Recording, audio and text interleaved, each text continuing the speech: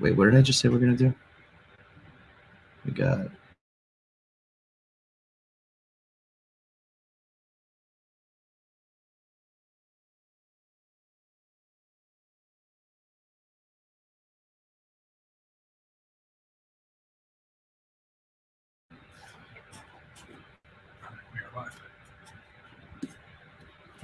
Yeah. All right, let's do it. It's another edition of KFC Radio on the Barstool Sports Network. We're doing it live for the people on YouTube, so a little twist. Get to maybe see some of the things that we would ordinarily cut, so let's hope we don't get in too much trouble. Fights looks like he's still in a rough shape, man. Jesus Christ. Grow up. Dude. Get help. I don't know. I've been sick for 10 days. I know. You got... I don't know. Man. I don't know what's going on, but I want to give a warning. Do you have AIDS? No, I'm taking 3 COVID tests. I don't have COVID. So you take an AIDS test? I didn't take an AIDS test, but I did. My mom, just because we are live, so I do want to get ahead of this in case I say anything untoward. My mom just gave me a painkiller, and it's because it's all my throat and shit. And it just hurts a lot, very achy and shit. And so she gave me a painkiller, and she said, "Be careful, these are strong." And then after I took it, I said, "What was that?" And she told me 800 milligram ibuprofen. So things could get a little crazy. Whoa, watch out, man. You know, that can get addictive. You don't operate any heavy machinery. Don't mess around with that, John. You are a hero for persevering through this. 10 days sick and 800 milli running through. What do you got? A little lemonade there for the people? Limeade, in fact. Underrated drink. Yeah. Hugely underrated drink. When I was in college, I used to just get whole limes, and I would get the Brita out, and me and my roommate in sophomore year of college would just drop whole limes into our water and just kind of let it, like you were making iced tea with the tea bags. We would just do it with whole limes. Like at nice hotels where they do that with like the orange water and they got lemon water. Yeah, but you know what I don't like about that? I don't like when people just put the fruit in it. I like you to squeeze it in. Because when you get like just a taste of lemon, it's kind of like, oh, am I drinking water or am I drinking like something in it? With a squeeze of the lemon, it's like we're doing fresh lemon water, you know? Mm-hmm. That's right. How about the people who put lemon in Coke? Weird move. People who drink Coke, weird move, bro. I drink fucking water. No, suck my dick, Mr. Waterman. Go blow me. But you know when like you usually they put the lemon wedge in the Diet Coke? And then they came out with the one that already had lemon in it.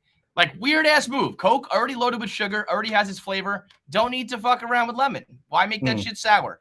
Water, pretty plain. Needs a little kick. Soda, not so much. That makes sense. I'll give you that. John's like, I don't even know how to talk about anything other than water. The only thing I drink is whiskey and water. That's it. What an asshole. We got a bunch of shit that just popped off in the office. So let me and then we got a few things to get through from the weekend. Because we got speaking of the office, because there's a lot of promotion going on right now for Father's Day presents. I gotta say. I didn't even notice, by the way. I guess are people respecting Father's Day this year? People, it seems it's like Barstool employees are promoting Father's Day merch.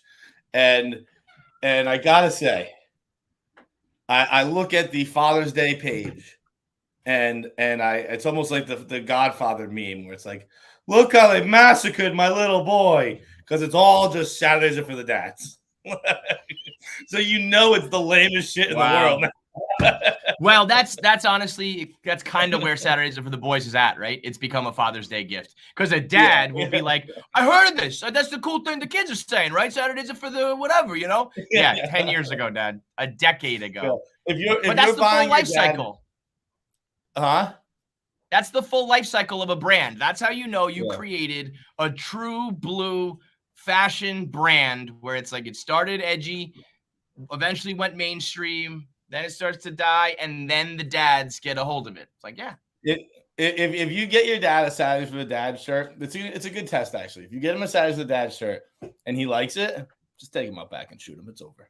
He's dead. He is done as a human. He has done all he's here to do on this planet Earth. He is the entire life has passed him by. It's over.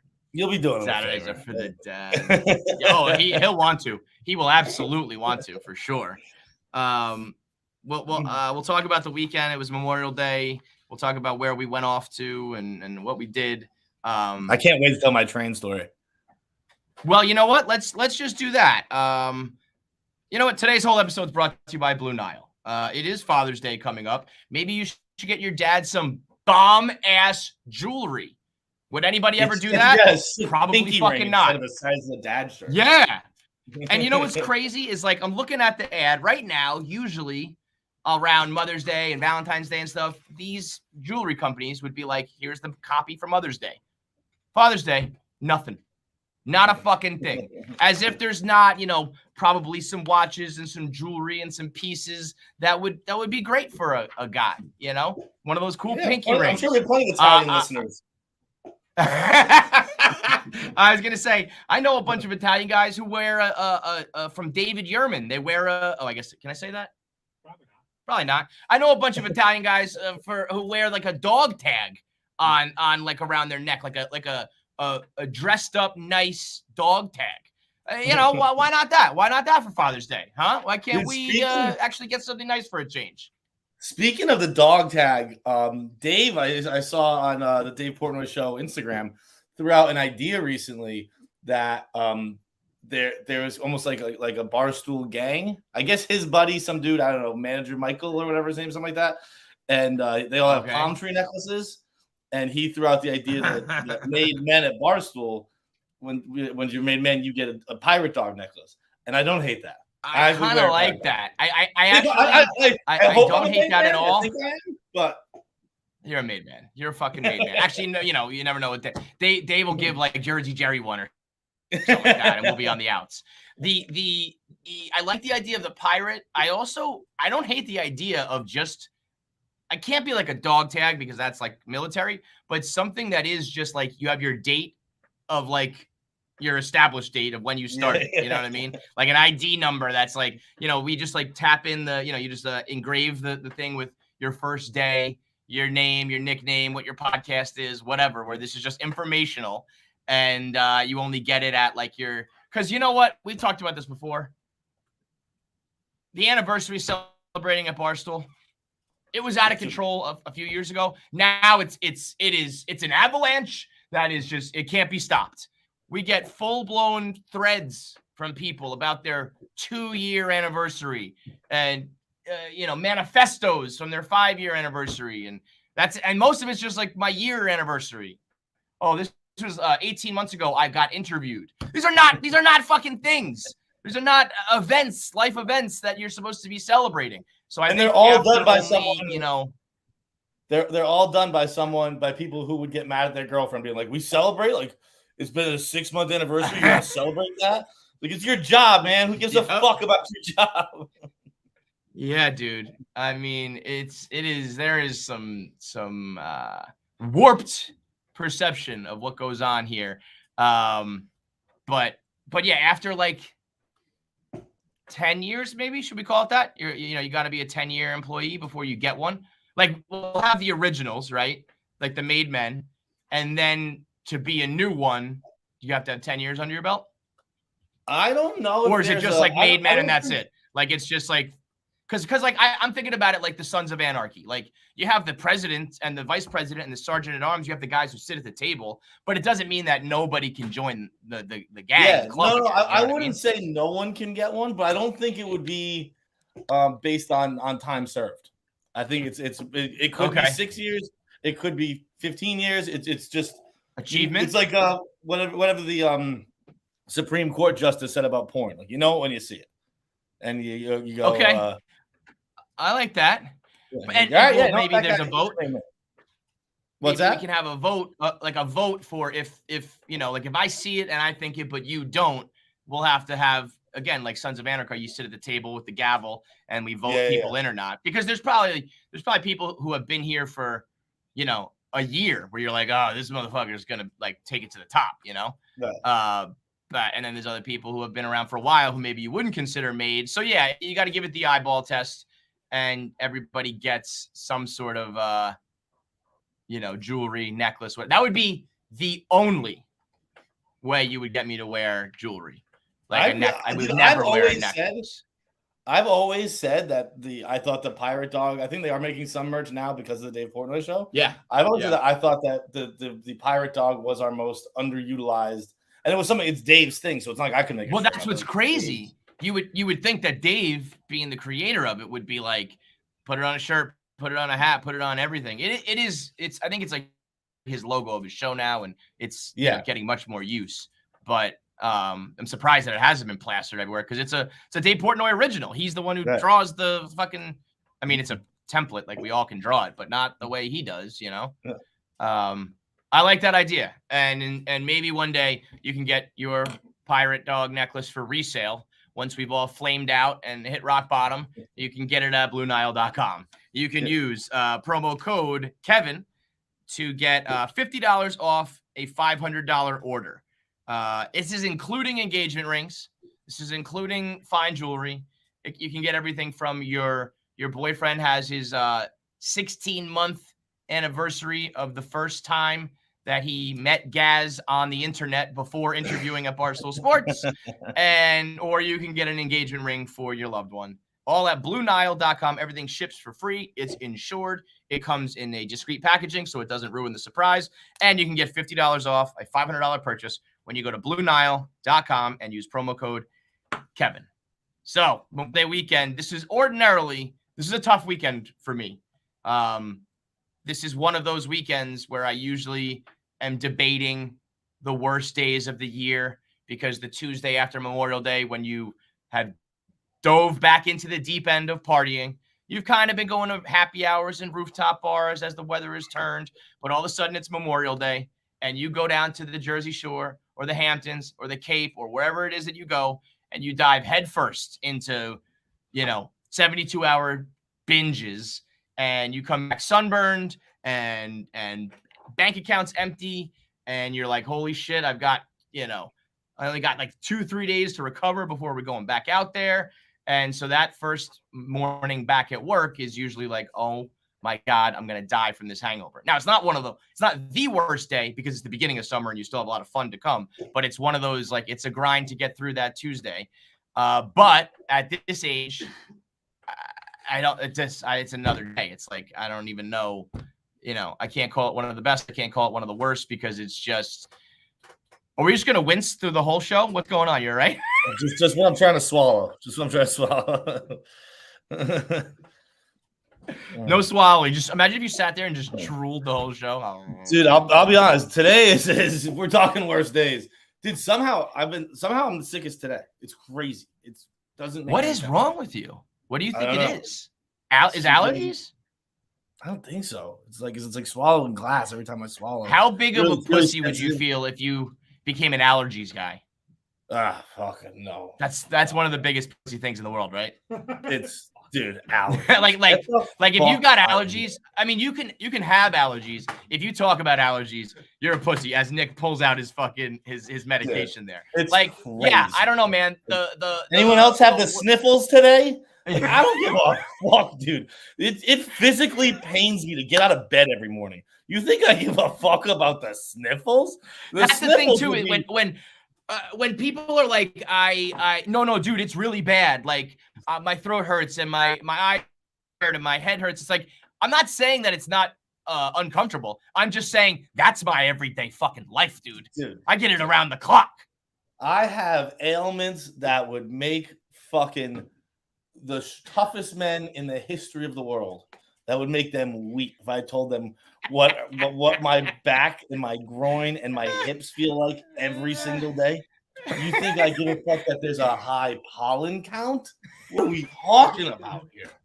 Fucking you think when honestly, when you check the Weather Channel and you see that little allergy alert for today, That should just, for me, there should be a little alert every day I wake up on my iPhone, like life alert. Your life is in shambles. Your body is in shambles. Just be warned that today might be the day your body just gives up, okay? You might fucking die today. I don't give a shit that the dandelions are in the air. I don't care that the white tree that splits the cum everywhere is in your nose and you're going to sneeze a lot today, okay?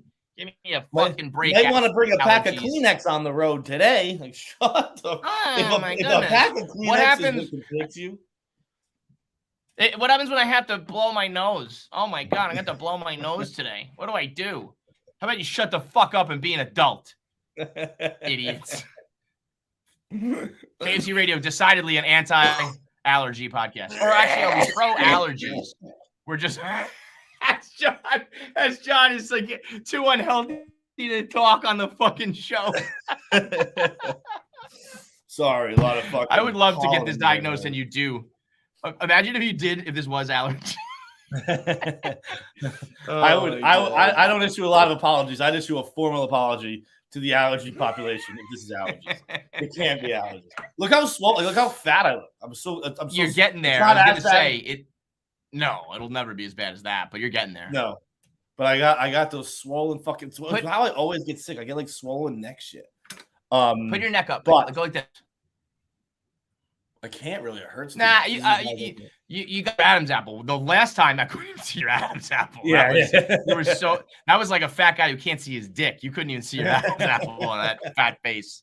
But yeah, all right. You powered through it. This is your Jordan game. I wasn't gonna come. I didn't come home on Friday because I was sick, and on Saturday I was like, "Fuck." Oh, there it is. Oh my God.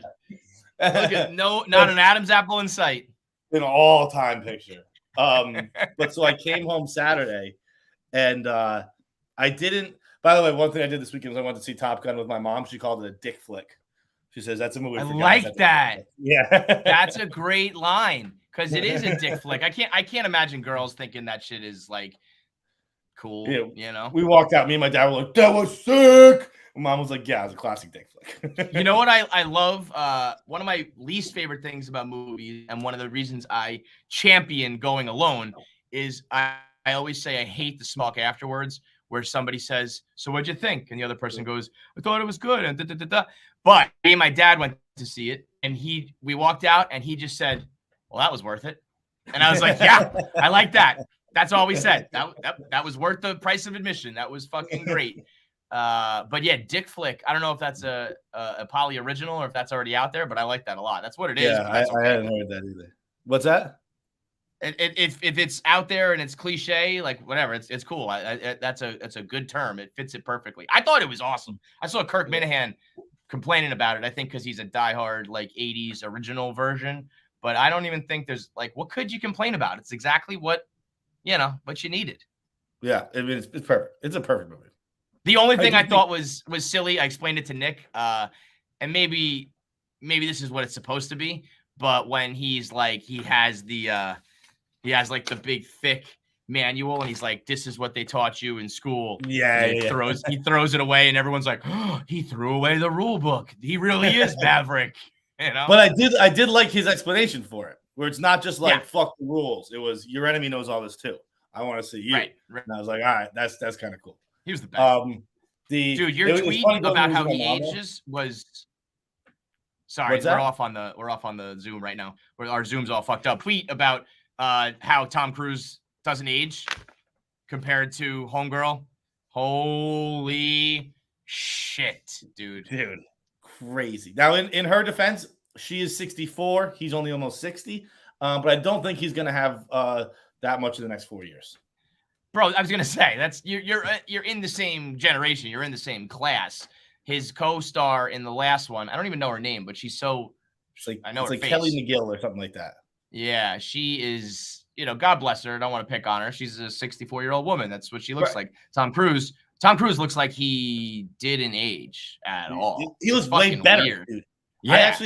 I said when I watched Top Gun 1 Saturday night or Sunday, whatever. I saw it. And he was like, I was like, he's kind of meh.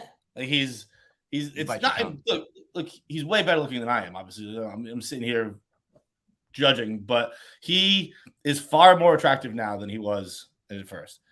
Okay, this is the girl, and that's him, and that's her now, and that's him now. I mean, bro, as a matter of fact, if I'm her and any of his other co-stars, I would be like, fuck you, Tom Cruise, because you're not the only one doing this. A lot of people are going to pull up his co-stars, and it's not just Top Gun, it's Risky Business and all the other ones from the 80s, and the hot chick who's now the fat old lady is going to get the side-by-side treatment because Tom Cruise is drinking Scientology baby blood. Fuck you, Tom. How about you just age like the rest of us?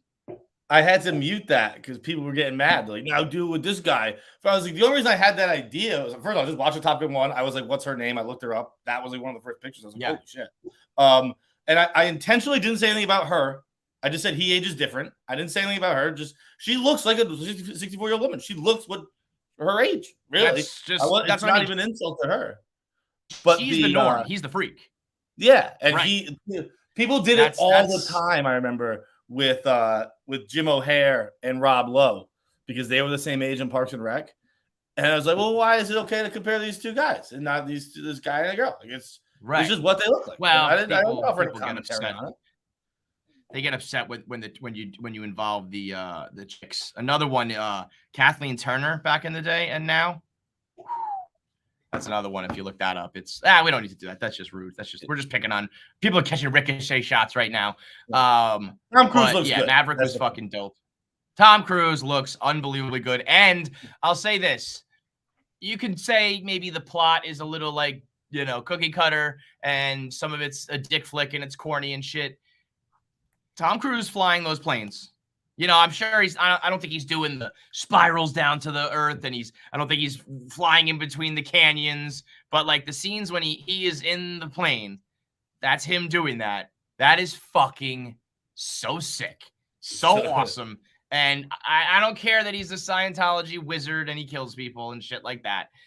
Like, whatever. I'm talking about the actor, the fact that he learned to fly an F-18 or whatever it is. So fucking that first plane in the opening scenes, the spaceship one. Oh, that thing was awesome, dude. The bomber flying through the night. So dude, that scene was so cool when it just shows it just jetting across the sky.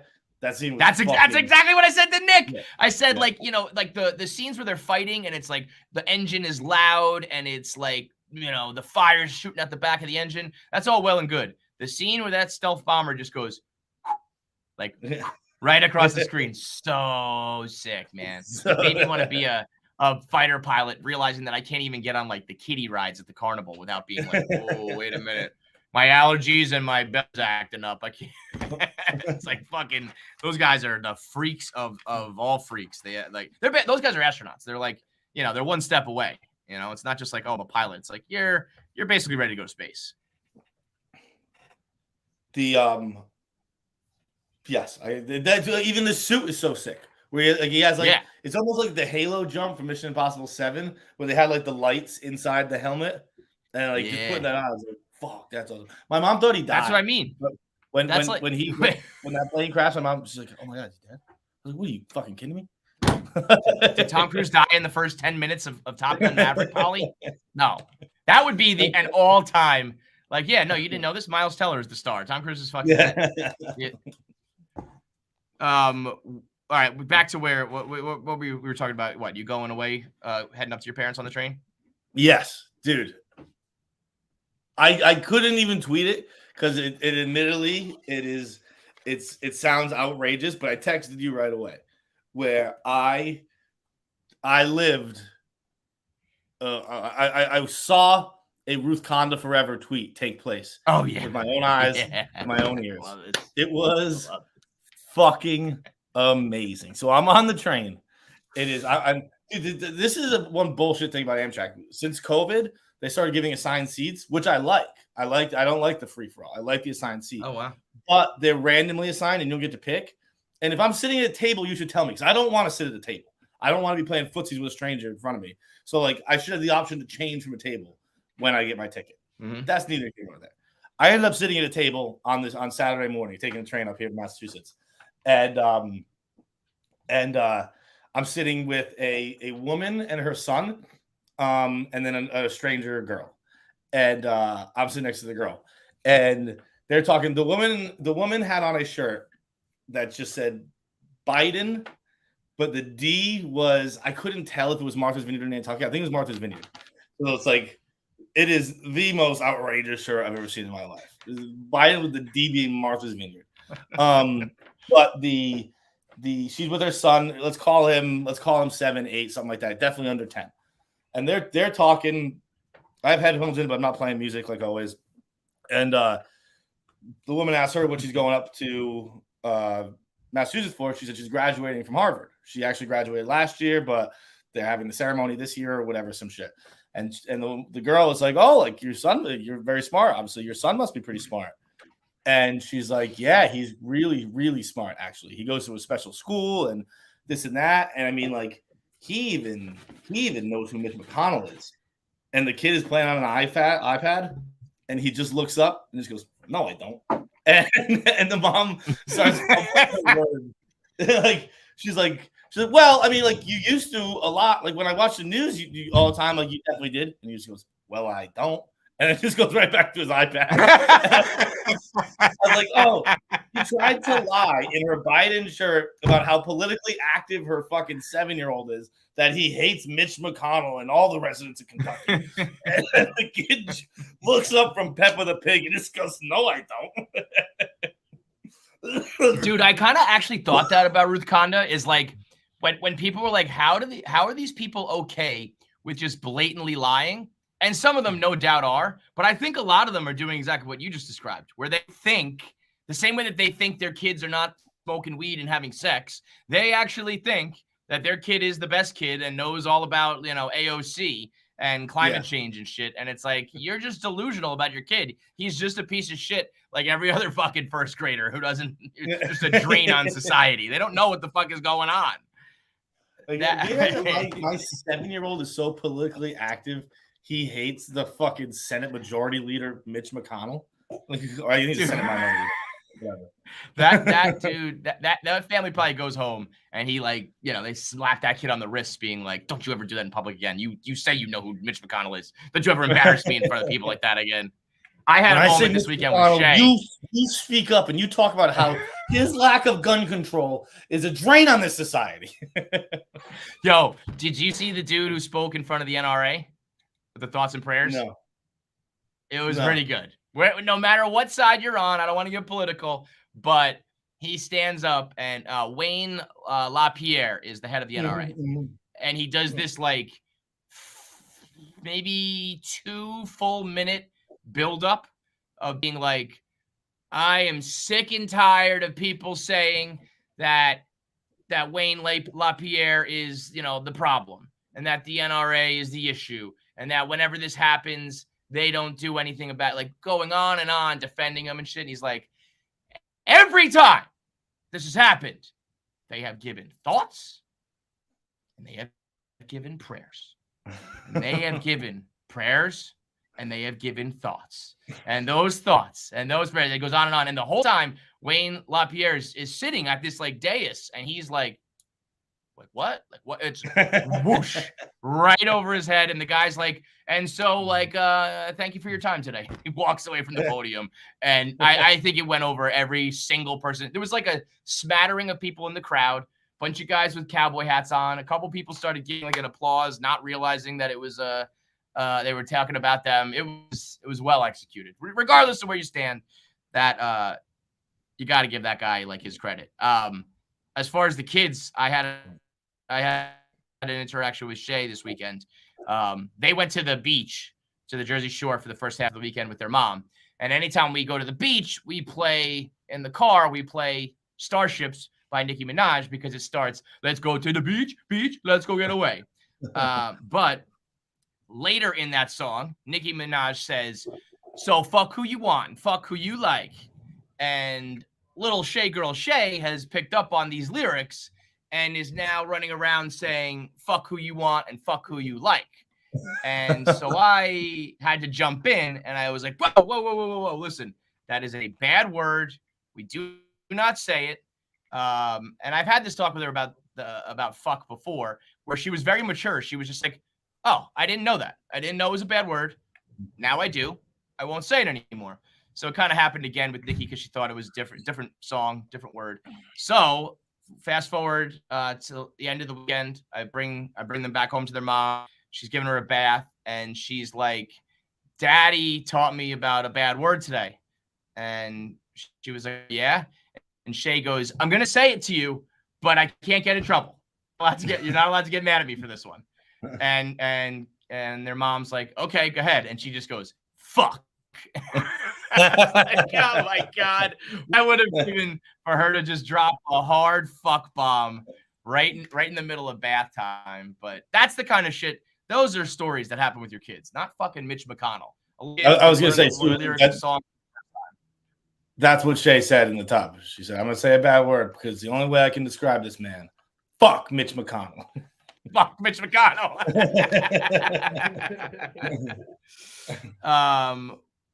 You were at you go to like the Cape and all that. Oh wait, where's is Jackie in here? She's out. I go get her. Nah, then it'll ruin it. We'll do it later. A couple things that just popped up in the office right now.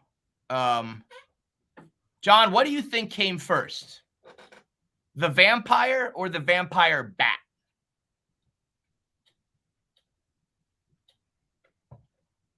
Well, I imagine you need the vampirical DNA strand from the bat to the bat bit a human.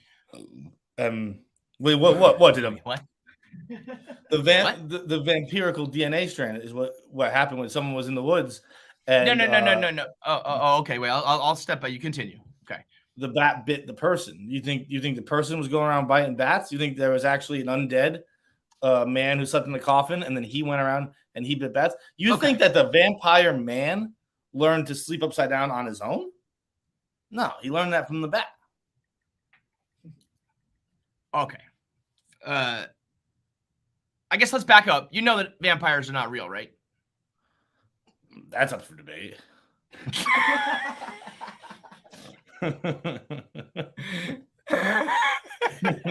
I mean, well, I suppose so, yes.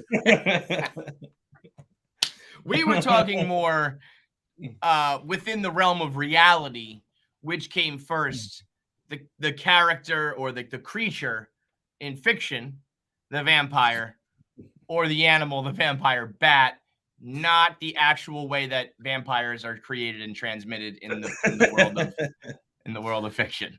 I mean, what is Transylvania for if it's not for all of the world's vampires? Explain Transylvania. Name me one other thing Transylvania does aside from house vampires. Vampire. We are in the vampire business. We import, export vampires here in Transylvania. So your final answer is that the bat bit the person first. Bit the person. Yeah. Now, within the world of, I don't know. Within the world now, okay, so this argument has now become something totally different because we're gonna assume that vampires are real for this half of the argument. Could a shapeshifter exist where he just shifts into a bat without being bit by the bat first?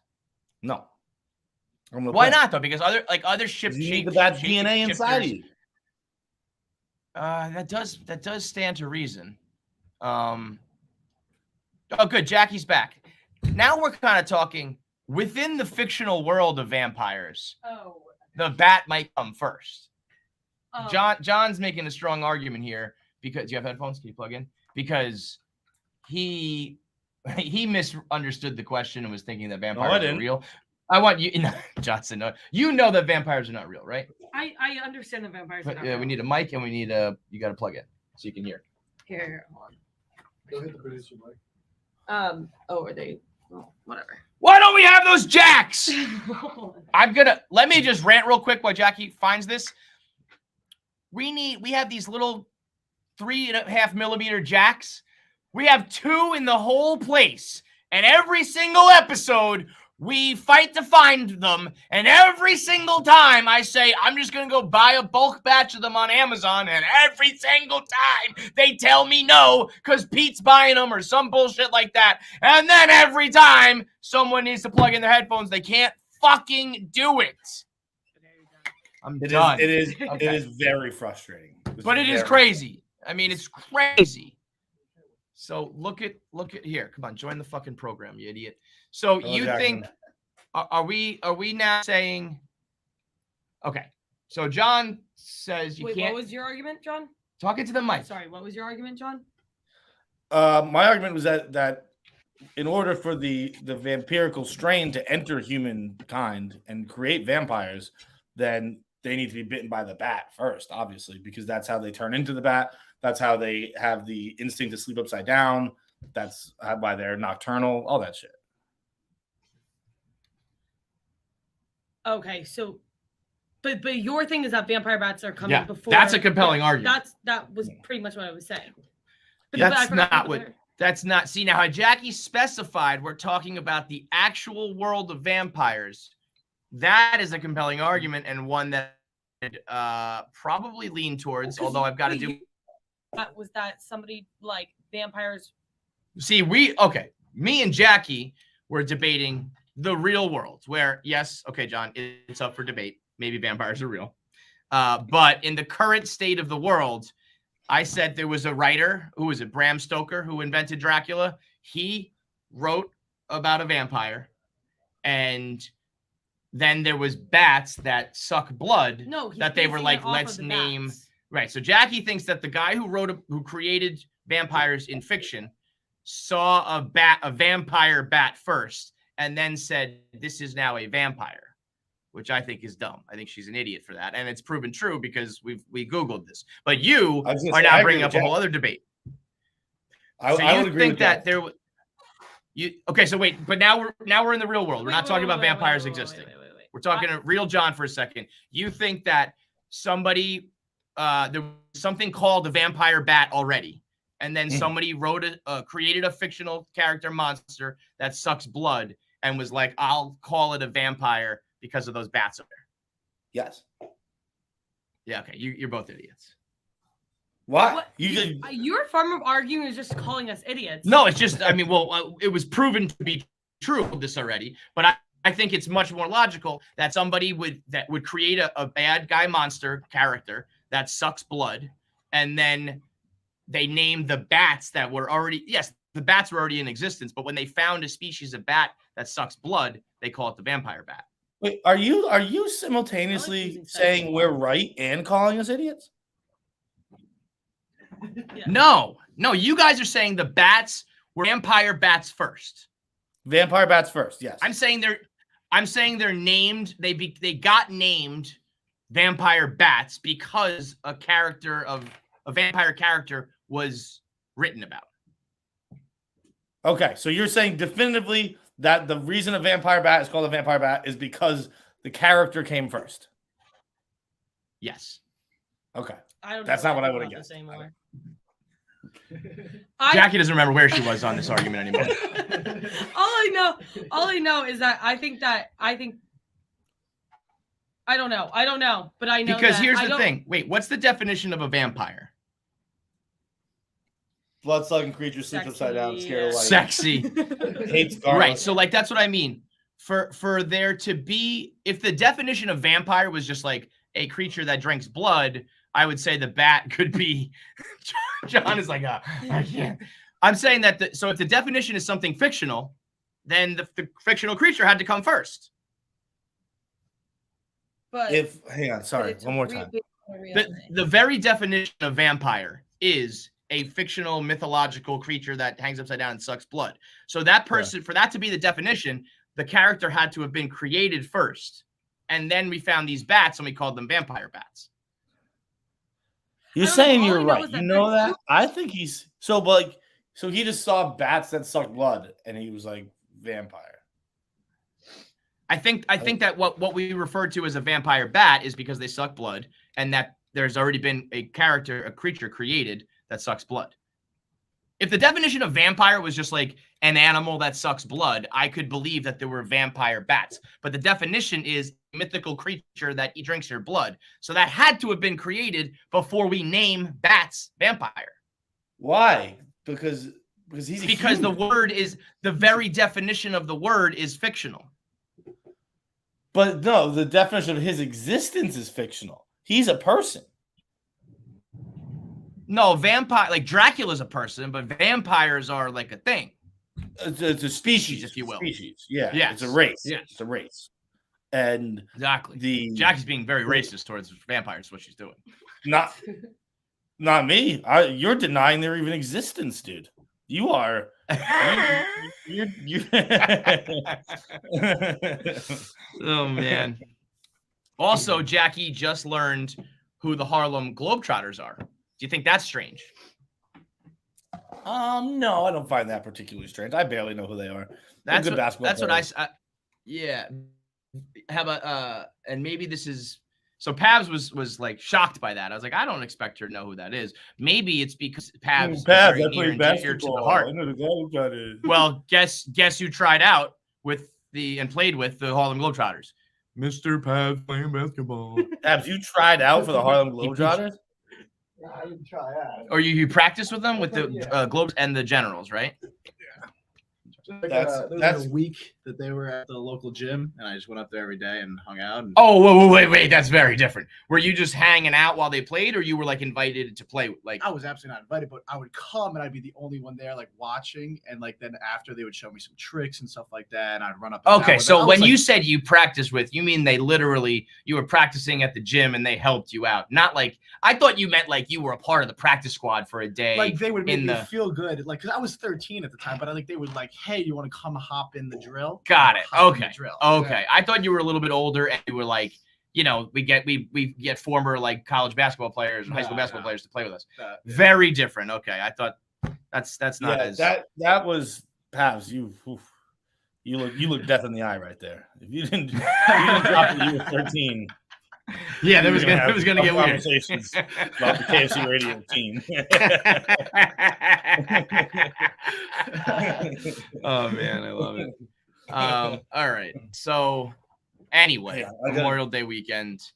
Dude, I went to a bar on Sunday. Oh, Jackie! Right on the fucking laptop, a whole goddamn puddle of water.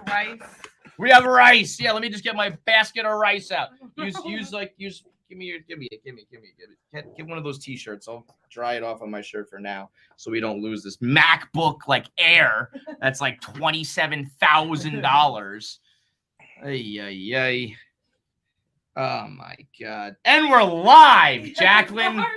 For the love of Christ. That was so much. Now I'm just rubbing this fucking wet laptop on my shirt. You and I are done professionally. Goodness gracious. Sorry to the live folks at home, but this is the kind of stuff, you go live. And I said, maybe you get to see some of the things we would ordinarily cut out. This would certainly have been cut out.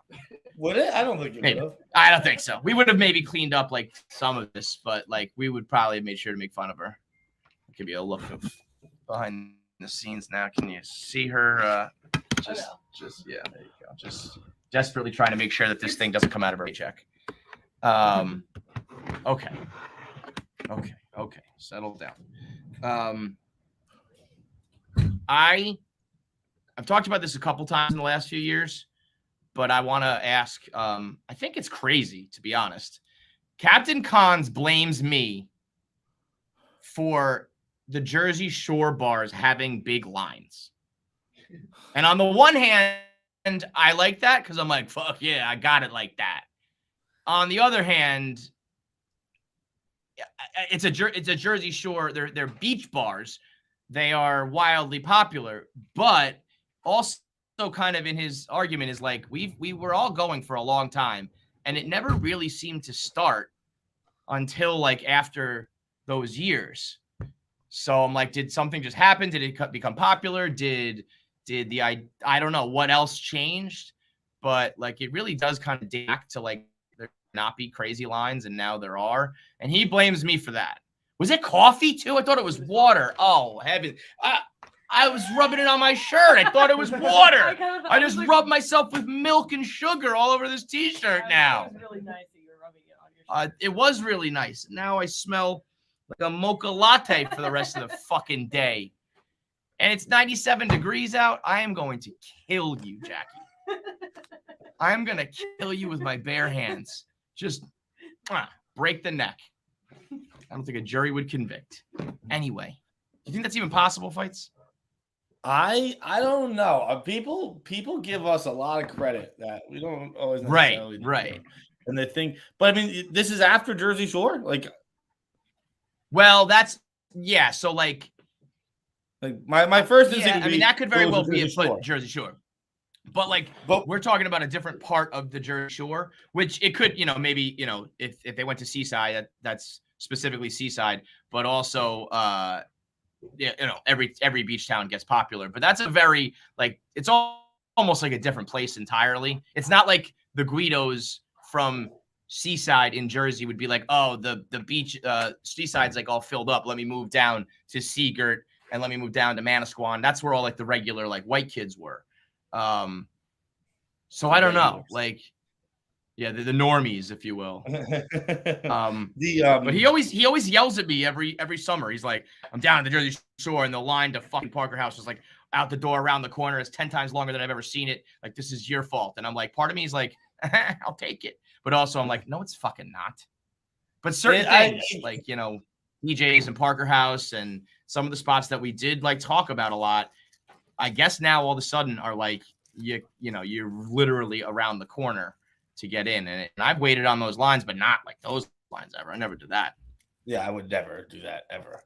I don't know. It's actually it's funny you say that because I'm at my parents' house in Westport, and I was going to a Pats game this year, and I was just wearing a Westport sweatshirt, and I was walking through the parking lot, and someone said, Feitelberg, you from Westport? And I was like, no, my parents live there now. I'm from Fall River. And he just goes, well, don't tell anyone about it. As if keep it secret. Mentioning it would mentioning it on Barstool would ruin. People would just nonstop flood here now, which I don't think is reality. But people do seem to think that happens sometimes. I think, I mean, I don't think it's necessarily. I would never the Jersey Shore is a very popular place. It has been forever. I'm wondering if the bars, we could have influence on the bars. If you had never heard of certain bars, and then people are talking about bars be more specific. Some of them. Yeah. I would say so. I would think that's possible. I'm so old that I don't even know. What I'm trying to remember what we. You know how old I am? This hit me today. And it fucked me up. And I think I mentioned this before, but as time goes on, it's really started to fuck with me more. I'm so old that at one point I had a fake ID from the 1970s. That's 50 fucking years ago. Because I got my brother had a fake one from the late 70s because he's 4 years older than me. Yeah, exactly. This is a mind fuck. He had one 4 years older than me. That said, it was 1979. It was right on the cusp.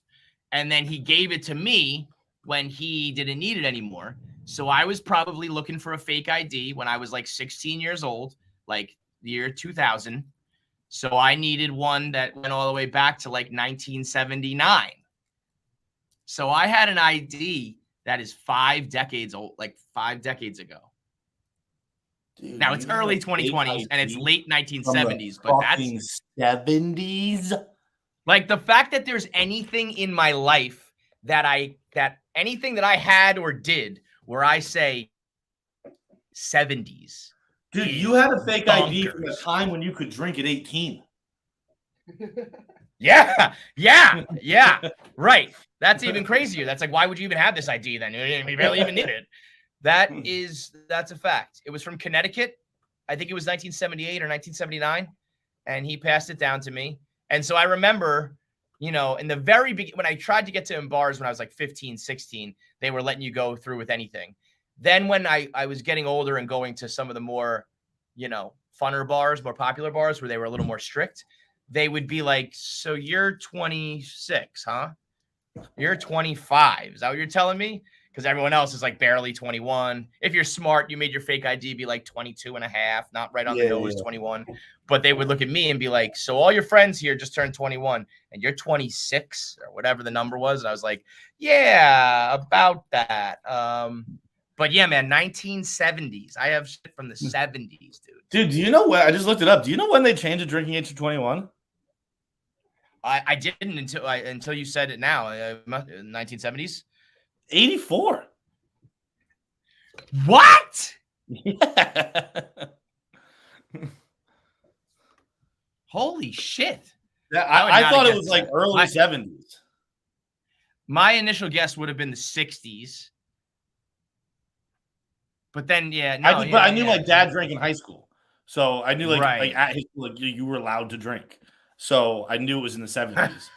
Like if you were in high school, you could like crack a beer in the cafeteria. Was that allowed? They had like he went to boarding school too, so they had like a fucking On like campus rules or some shit. like a rec hall, whatever kind of deal. Yeah. I don't think you could just like have them at lunch or dinner, but I think they had like one. But legally you could have, but maybe not against their rules. Man, that is wild. The 1970s. Tell me now. I am dead. I don't mean to use this word, and if I feel bad about it, I mean that's disgusting. You know what's maybe even worse is that was like a one time, like I don't know. I used that for maybe a couple months. Then when my brother got his, like when he was 21, he said he lost his license, got a replacement, and gave me his old one. And that was my ID for like the whole time until I was 21. That was 1991. That's not that far off from the, you know what I mean? Like the 70s one was kind of a joke. Like it would just happen like once or twice. The one that I used for several years was 1981. That's not much further away. That's loose, dude. That is loose. Clem turned 40. Let's talk about him. You're old, Clem. Clem's 40? But he just hit the big 4-0 last week. Dude, I would have guessed Clem was like my age. Really? I knew I always knew he was a little bit older than me, but I thought it was like 1 year. But he's got a couple of big 4-0. He said it fucked them up real good. I bet it did. It's tough. 40's tough, dude. Man. And now I miss so badly. Rico Bosco wrote a blog about like, you know, all the places to, you know, what's crazy? Rico wrote this blog about like whether you go to Jersey Shore or the Hamptons or Cape Cod or whatever. Can you believe that people still go to Fire Island? Like I never understood why Fire Island became like a summer spot that people go to. Like it's so fucking dangerous out there. It's crazy dangerous and crazy far. Like, what is the point of going out that far to face almost certain death? Right. And it's all you can't, there's not a lot of transportation. So like if you do find yourself in one of those spots where they're fucking setting fires, if you find yourself in the wrong part of town, what do you do? How do you get away from that? Didn't Zach goes to Fire Island, right? He just went. And was he like that? To me, I don't get that. It's like, I mean, I know there's places that are like, if you leave the resort, you know, stay over here because this part of town is dangerous. But I'm not going to an island where if I find myself in the wrong spot, the like original people there are gonna fucking attack me and try to set me on fire. Dude, I mean, that's like some fucking. Did he tell you? Like did he say where he stays that he doesn't go near that, right? No, he said he was staying away from the fire people or whatever. Yeah, I mean, because that's like, to me, that's not funny. Like, hey, like let's get drunk and like we'll test if the fire people are there. That's like, stay the fuck away from the fire people, right? Dude, that's some Wicker Man shit. Right. That's exactly it. That's how you ended up fucking on the burning alive at the stake. We're gonna have to talk. Zach's not here today, is he? No, he's on. Probably because he got fucking set on fire by the fire people. No, he was on. Zach was on earlier. He might have left, but Zach was on. Are you there, Zach? Oh yeah, he's there. Okay. Let me add to stream. Do I click that? Yeah. What's up? Is he muted? Yeah. Okay. No, So what the fuck is?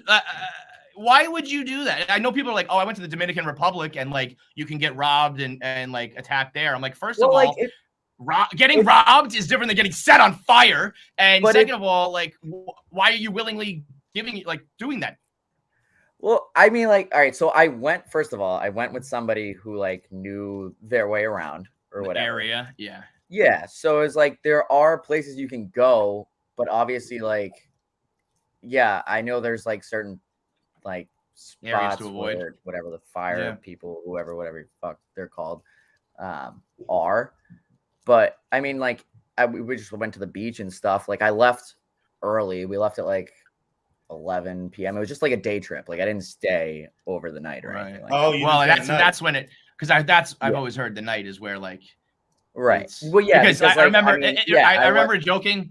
I remember joking about there was a bar I like to go to in the Hamptons that was in the daytime. It was Guido's. It was called Neptune's, and then at night it was the Drift. Different, same bar. They changed the names and they changed the whole style. And I remember people joking like the Guido's at Neptune's and the regular people at the Drift at night. It's just like in Fire Island with the normal people in the daytime and the fire people who like set Right. fires at nighttime. It's like, I don't know. It's It just is kind of Guido's, dope, guys. man. It's just Yeah, dressing. yeah. The fire Yeah, no. people is pretty cool. But the Like, problem like, is like, when you they go, are a like, mass they go to arson bar. murderer. Yeah, they just go to bar, like they're having like cocktail hour with their like. So what do you do? I'm a fire person. Like what I'm does a- that mean? When Well, that I always when drunk assumed gays they would get lost on Fire Island. Literally, yes. I've always assumed that like the fire, like you wouldn't see them. You know, it's like the others and in Lost. But I figured there's got to be some people who cross over a little bit, like Right, almost like yeah. coming out. It's like I was born a fire person, but like I don't want to live there. You know what I mean? I want to like live normal life. It's like being Amish is what it's like. Has Like if this you were been- born, go ahead. Has this been going on forever, or did this happen once Fire Island became more of a gay spot and they're just a very homophobic people? Right. Good Like, question. is that a hate crime thing? I If honestly you don't. were if you were born into, well, I'll ask the room. If you were like born into being a fire person in the fire people, would you just like be like, this is like how my family does it? Well, do they know any better? Are they like, do they have like phones? No, I think they're modern. I don't think it's like they're like living in the woods. I think it's just like they have a way of life and like boundaries that like if you come over here, like we will fucking set this shit on fire. But I also I mean, I know that they've like always lived there, and then like Fire Islands became like a very touristy place. So they're now trying it's to keep different. People out, so like guys like Zach that come in. If you cross, like I know a friend that like saw it once, and he just like sprinted. It was like late night on the beach. They were doing a bonfire, and he just sprinted away. Like, Yeah. they do wear like makeup. Like they're just normal people. They're connected, but they It's just like they want to protect their wanna island. protect the island, but it Yeah. became so touristy. A bunch of rich people, And now they gotta, Yeah, like, now they just like, make 'em- but they're scary as shit. People that just go missing. It's crazy. It's like what if Zach invited you to go? Would you go? Yeah. You would go? You guys are crazy, man. Well, there's different, They're not gonna get you. I have like the Jackie's wait a second. John. She's going. Let me put her on the camera. She was doing her Jackie like she was like, yeah, no, I'll go. It's like, Jackie's like, I'll just tell them straight. I'll just run away. I'll just run away. Yeah, I'm sure that But Jackie no one also has ever hates gay tried people, running so from the that's fire a- people. What's that? Jackie's more afraid of the gay people than she is the fire people, actually. So it's like, yeah. Jackie would fit in with them because she's very homophobic. I'm they'd be not. like, Exactly. I don't like this whole thing that I'm. As a homophobic. matter of fact, you guys, tweet at Jackie if you can like recruit her to be a fire person because she No. hates the gays. Like No. Oh What? my What? god. What? This No? is all stemming from one time I said, Zach, are you going to one of your parties? And then he was like, what do you mean by one of your parties? I No, was like, "One of your-" wrong. I did a gay parties because I didn't know what to call it. This is live. No, Yeah. are you going to one of There's your other- gay? Are you going to one of those gay parties? Is what you said. And all. And, No, okay, no, I'm no, not no, doing no, it. no, no, no. We're I just we're wanna live know, right like, now, is it- Jackie. We'll be careful now while we're live. Yeah. We'll hash it out on a regular episode. But No, I guess I don't know. that was when tweet- she. I thought it was when she asked you if you were wearing shorts or a bathing That suit, one too. I know. and you replied swim Yeah. trunks, which in her defense is super gay. And Yeah. she went swim trunks, and you said you're homophobic, and she said I'm not homophobic. I just point out that you're gay. Yeah, no, constantly. It's constant. It's constant. They just go, oh, you're gay. Well, you're constantly gay, 24/7. You're always I am. gay, Oh, man. by the way, happy Pride Month almost tomorrow. Pride Month. You all have to be nice to me Yeah. for the month. Thank you. Well, no, we have to treat you like an equal for the month in case we will berate you constantly. We have to treat you like an equal. Thank you. That They're really gonna make sounds you good. a sign that just says you are gay. Yeah, we'll just have a sign like that you are a woman that we have for Jackie that just says you are gay. I am gay. I do have a Moon Man Pride shirt coming out. I know Out and About has a whole line of things, and then the proceeds are going to be donated to a like a group, like a foundation or something like that. Like Ours will not be donated. Well, so I got a text from the merch girls, and they said Joey and Pat are going to be donating all their proceeds to like this foundation. I think it's and probably the then they Trevor said, Project. do you want to donate yours? And I said, absolutely fucking not. I want my straight dollars in my straight wallet. I want to go home to my straight life with my straight money. I'm not donating it to you guys. I mean, what kind of a question was I that? hope Keegan Are you going to K donate so too? bad. I hope Keegan K so bad. So do I. I would love it. But I mean, did the merch girls really genuinely think I'm going to say, no, I want all the profits. I'm not going to donate. It's like, what am I, a monster? What am I, a fire person? I said, you know what? Just scrap the shirt then. I'm not doing it. If I ain't making money, I ain't doing it. You don't get to use my images if you don't give me the profits. Saturdays and Anyway, days. tweet No at one would buy that. Tweet at us if you are or you know about like the fire people of Fire Island, and let Jackie know that he wouldn't just be able to run away. Tweet at her and like tell her, if you go to Fire Island, don't fuck around because you can't just run away from them. Jackie, that's part of the initiation. That might have been, you know what? Yeah, you're being very ignorant about the fire people. That's for sure. Yeah, no, like Jackie, do you know that like part of their initiation, like part of their like if you want to join the gang, like you have to be very fast. So they want to make sure people don't get away. Oh. They're like athletic, like they're going after you. I'm pretty fast. Oh, are you? Yeah, but you're not. Are you fucking murder cult fast? How about that? Yeah. Have you ever seen me run? Point Jackie. Haven't seen it. Point Jackie. Yeah, we have seen her jump over that fence. And I did it. So who's what we need is like you're gonna have to do a 40-yard dash now. Yeah. No, yes. no. Yes. Like, how do you say that out loud and not think that's what our response is gonna be? I was gonna say you can't just claim that and then not run. Oh, but I don't do timed runs anymore. Why not? Because I'm you're not slow. gonna do that. Because you're slow. No. I'll tell you what, a fast girl right now would be. Yeah. I got the. Then you started bragging about how fast twice. you are, and now your employers are gonna make you do a timed run. So you do timed runs again. Yeah. What was the PE award? It was just like a PE award.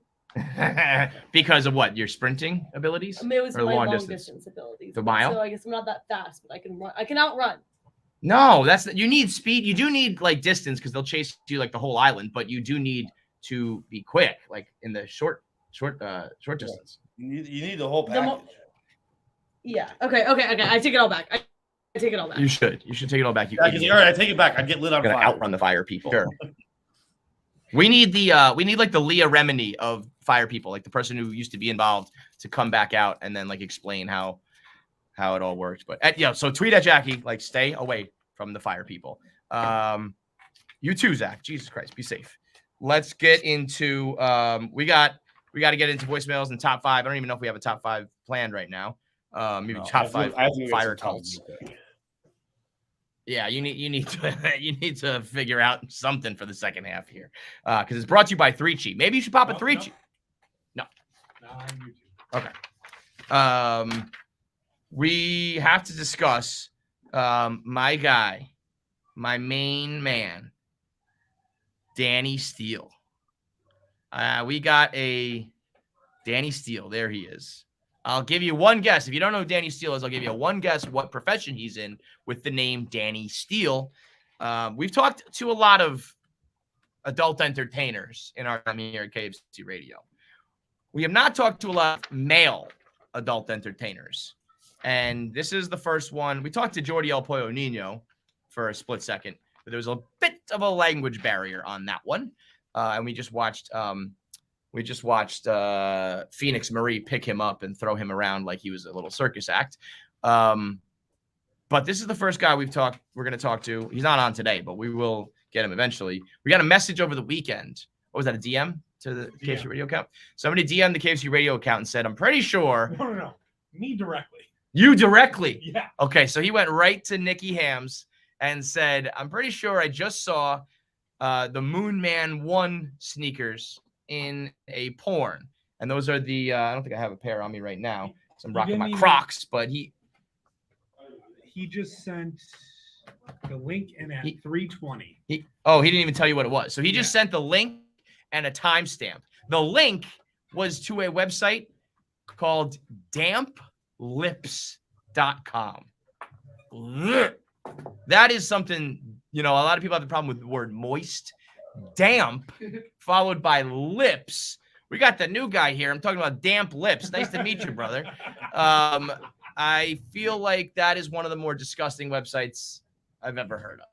I feel like if I went to damplips.com, I would probably like lose my boner on that one. I went to an incognito window for that one. Yeah, that one's a dangerous. Yeah, incognito if you're gonna go damp lips. Who's the guy on not PTI but Around the Horn from ESPN? That was his old tweet. He tweeted out a damp lips link. No, and it was like petite white girl gets dominated by a black eye or some shit. It was his tweet, and that's where damp lips. Damp lips became a thing. Have you gone to Damp Lips yet?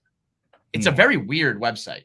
I checked it on that one time, and it's like, isn't it like all HD? Yeah, but it's like usually you go and there's just like thumbnails. Yeah. This is like almost like blog posts. It's like a porn blog. There's like a big picture of the people, and then there's screen caps like on the side, and there's like a little caption. I think, unless I went to like damplips.co instead or something like that. Lord knows there's probably 10 variations of it. Oh, you're right. It's weird, right? Yeah. For a porn website. Everything else is a pretty standard like model. You find something you like? John's interest is piqued. I gotta go. So this guy sends a message and says 323 damplips.com, yada yada yada. And it's a Bang Bus video. Shout out Bang Bus. Apparently still those wheels are still rolling. And this guy is it's a very graphic shot. I mean, we're talking full moon, asshole, lips. He's thumbing it. He's doing the counterclockwise thumb. And you can see, to the left on the ground there in the back of the bus is my sneaker, the Moon Man ones. So I was like, I thought it was still Dirty Sanchez. I didn't know. I knew it wasn't Dirty Sanchez anymore from the Bang Bus, but that's the name that I know from like back in the day. So I tweeted out like, look at Dirty Sanchez rocking my shoes. Like if it's good enough for him, it's good enough for you. And that's when people said, you got to give Danny Steele some credit. So we found out it was Danny Steele. He then replied and said, I got news for you. I've worn these in at least like 20 different videos. So my man's been doing some fucking. He's prolific. Prolific with my sneakers on, which is awesome because I always find it. I think that one of the funniest like jokes I've ever heard. And I don't know if it was like Patrice O'Neal or I feel like it was one of the guys on Comic View or Def Jam Comedy, one of the black comedians who talks about when the black porn stars fuck with Timberlands on. I think in general, the guys who fuck with shoes on are very funny because it's either like you're wearing the boots or you're wearing like the dad shoes or whatever. And in this case, you're wearing the bloggers' custom shoes.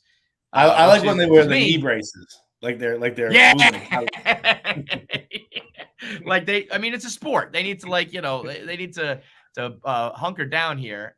So he's got the Moon Man ones on. And he tweets out, there they are. Yep. They're versatile, folks. They're stylish. They're comfortable. You can wear them to fuck. They're not cumbersome like a pair of Timberlands. You could probably fuck with them in the bed. They're such an easy, spry. Especially if you wear the slip-on. They're spry, and you don't need the laces. You can just slide them on. You can fuck in bed. It doesn't hold you back at all.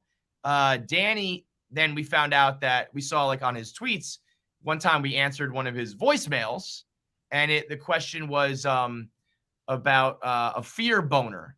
What gives you a fear boner? Because the girl he was fucking said something that, do you remember what it was, Nick? He said something that was like she choked him and threw him up against a brick wall outside. She choked him and threw him up against a brick wall outside. I'm looking at him. He's not a small dude. I'm surprised. I mean, I guess he works out with it at that point. He Yeah, works out. he works out. Clearly works out. He has a dick on him, dude. Can we just pause real quick? So when we're live, but yeah.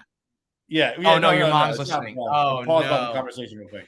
Oh no. When I record at home, I always make my mom leave the house.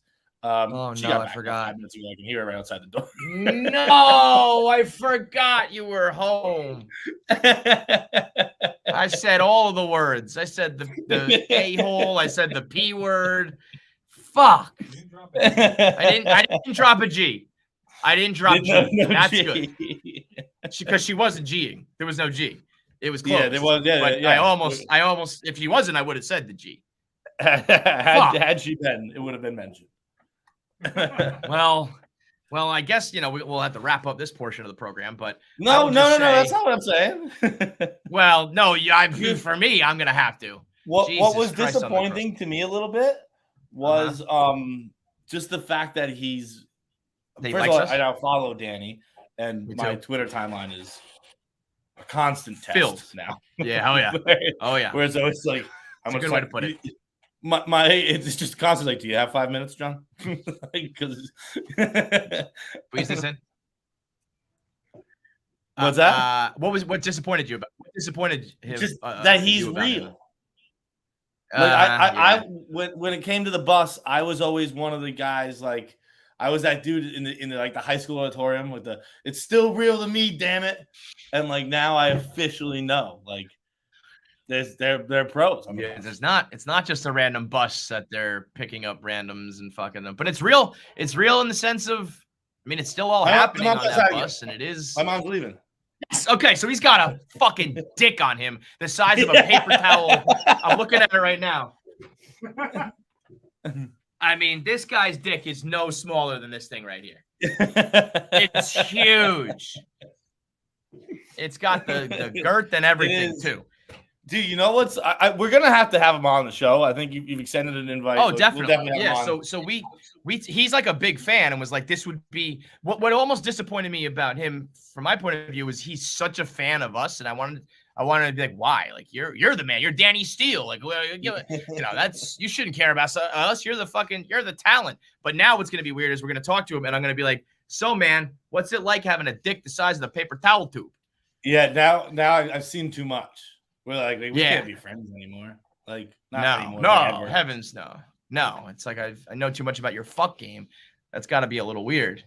But have we ever, besides that one time, DeStefano threw out a dick pic in his sweatpants that was huge, which I think I have finally confirmed is not him. That was a fake picture or someone else's dick. I don't think we've ever had someone on the show that we knew for a fact they have an absolute hammer. I'm sure there's been big dicks on our show, but like that we know of,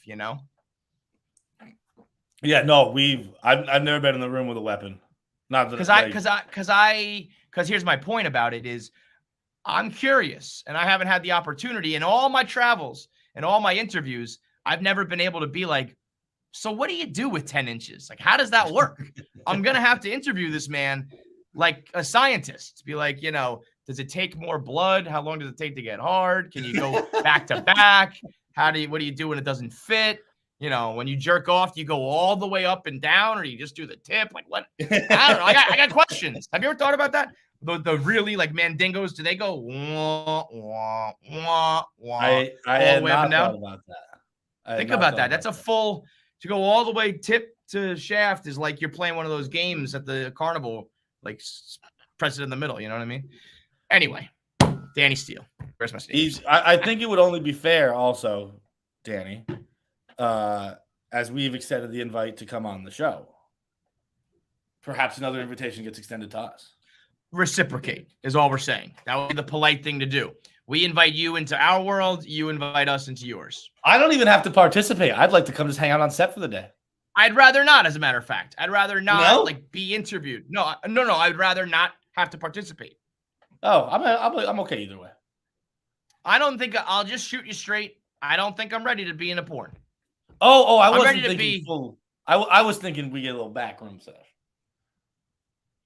I wasn't thinking like we just don't have to be on camera. We're just in like the dressing room. We get to do a little. That's what I'm thinking. But what does participate mean? Yeah, participating in a film. Well, it depends what the check looks like, really. Like, would you be willing? I would be if it's one of these like overly produced things, and like she walks into an office and you need like extras. I'd do that. Oh yeah, I definitely do that. That I would do for sure. Definitely. I'd find a way to overact in the background. Yeah, that's what I mean. The bus where they're like, he's ugly, get off. Yeah, for sure. I would love that, but I'm not ready to fuck Disrespect me on like camera. Red Auerbach. Yeah.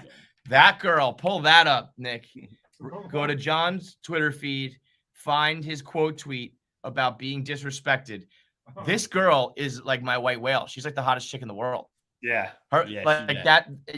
I mean, she is twerking on the Red Auerbach statue. She's some chick from Miami. When the Heat won Game 6, she was twerking on the statue of Red Auerbach, and her body, her lower half, like her legs and her ass. If she's not the hottest girl in the world, I'd be stunned. If she flipped over and she had like the grossest face, I just wouldn't even believe it. There's a chance. Was it a Bella Danger? Did she travel to Boston for her Heat? She did not, because I was keeping an eye on it. But the look, let's get full size on that picture, because I'm in love. Look at this. You can respect me all day and night. Game 7, Game 8, Game 9, Game 10. I don't care who I am, who you are, who's a legend. You could put that ass in my face whenever, girl. Dude, speaking of the Celtics, I watched Game 7 at a bar here. That is like, I mean, the ultimate dive bar. It's my favorite bar in the world. It is crazy dive bar. It's crazy. It like, you feel like you're in the basement of like a church, like an old rec center kind of deal. Like, yeah. It feels like there should be an AA meeting happening there, but in fact, what's happening is the exact opposite. And there was a fight at the bar between a man and a woman who didn't know each other. That's how sick this bar is. Wow. It was just verbal. You never got physical. Huh? Yeah, but mixed sex strangers fight. Like, dude. Yeah, you'll see couples argue all the time. You'll see girls have cats. You'll see dudes have drunk fights. But the mixed platonic male-woman fight is that's the missing link. Dude, there wasn't music being played. The game was on mute. So there was just there were like 12 people in this bar. And there was no one. What's happening right now? And there were 12 people in the bar, right? No music. What's going on here? You're good on my end, so yeah, you're okay. fine with me. My computer's Nothing's changed. And she, I guess this girl become like bar friends with his wife, and then I guess he didn't like that, so they're getting loud. They're yelling at each other. It's a very small bar, 12 people there, no music, no sound. It's all we could hear. Like it was, and she's like. What did he say? She's like, you fucking disrespected me. He goes, I disrespected you because I don't respect you. And then he's like, he goes, you called me a fucking cocksucker. She goes, I called you a cocksucker because you're being an asshole. Dude, and then his wife is talking to their other friend, being like, take him outside. Like just get him out, not go fight him. Yeah, right. Like, get him outside. He goes, I asked him to come outside twice. He's not my fucking dog. I can't just drag him. And then someone just goes, hey, can we get some music on? It was awesome. It was what a bar. Awesome. See now, if you mention the name of that bar, I bet you there'd be lines out the door and around the corner the next day. I think we do have that power. It is I actually put it on my Instagram because the slogan of the bar is the greatest slogan of all time. All the usual. Yep. Everything you need, we got it. You know, we don't need to dress this up. All the usual shit. Yeah, it's the kind of bar where like you don't order the drink with 3 ingredients. You stick to 2. I never drink like Jack and Cokes. That's what I was drinking because Jack's their nicest whiskey. And you need to mix it with something, so an old fashioned or something like that. So right. Jackie. Let's stick with that. Where's Jackie right now? She's training Cole. Okay. Can you believe that Jackie bought it? Yeah, dude. Just so everyone who's listening is clear, we know that on Fire Island, people don't like gay people on fire. as of right now, Jackie still believes, and through the whole segment, she thinks there are fire people on Fire Island that if you wander to the wrong part of the island, they will set you on fire. Do you know how wildly, like the headlines, like the country would like stop fucking moving to figure out the fire people of Fire Island? she's just like, oh yeah, no, and the fact that it would be a summertime spot. I mean, for that was homosexual people, that they are the Right, ones who like that's- will take on the Fire Island people. just Oh, wait, no, we should've wonderful said- performance by Pabs, by the way. I mean, Pabs, you couldn't see him. The look in Pabs' eyes, he was like, yo, oh, look at this is the original. This is where it started. Can they do that? You started it or Zach started it? Jackie asked where Fire Island was. And then Zach started this. Zach was in Fire Island. She asked me where Fire Island is. Okay, and so you're the one who started this. Yes. Okay, yeah. So it's on screen now. If you're listening, she said, "What's Fire Island?" Pav says it's an island on Long Island. It's owned by these people called the Fire People. If you go to the wrong side of the island, they get you and burn you. And Jackie said, "Jesus, what? Can they do that? That's wild. Don't go to the wrong side, Zach." So then, I mean, Pabs had this look in his eyes where he was like, "It's fucking." Yeah, my friend once got. Like, it's fucking crazy. It was unbelievable. And she was just like, you know what's really funny? And I don't know if we have a camera. We don't have. When I first brought it up, I was like, and you know what's crazy? Like the thing with the Fire People on Fire Island, she was editing. And so she's looking at her computer and she just went, just nodded her head. I had a camera Did you? the whole time. Yeah. Yes. She was just like, yep, I know about the Fire People. Dude, you know what sucks? What would have been a good little add-on too? Yeah, what? I'm just thinking of it now that we should have said that's where the term flamer came from. Oh, maybe if we keep this going, But she's gonna edit this. She's gonna hear this, right? Yeah. When is she No, comes? because Because live. Yeah, so we're just gonna we don't need to edit it all. Just like chop the ends in the beginning and put it up. So I Okay, guarantee good. she doesn't. No one tell her. You know what we need? No, what we need is a tweet. We did. We blocked her already. We blocked her on KFC Radio and we tweeted it. But what we need somebody, but I don't want everybody to do it. We need one person. We need a burner. Yeah. Don't ruin this, guys. But if she got a tweet from someone else being like, and that's where Flamer came from, because she'll come running to us and be like, she'll be like, you know what I found out? I found out even more info. What about one of our fans that always tweets? I know, but we got to pick. Like just Posa. Oh, okay. Yeah. If just Posa is listening, tweet at Jackie and be like, and like that's however you want to say it, and that's where the term flamer comes from. Don't anybody else do it, because if everybody does it, it's gonna be weird, and or she'll be like, everybody tweeted me about flamer. It was really weird. But just one person. If just Pose is watching, you do it, and we'll see how long we can keep Jackie thinking that there are fire people on an island that burn people alive. By the way, great idea for like a Jordan Peele movie. Like figure that one out. Okay. Do we have a top 5? No, let's just skip it. Can we do a chat? Oh, you want to skip it? We can just skip it. Yeah.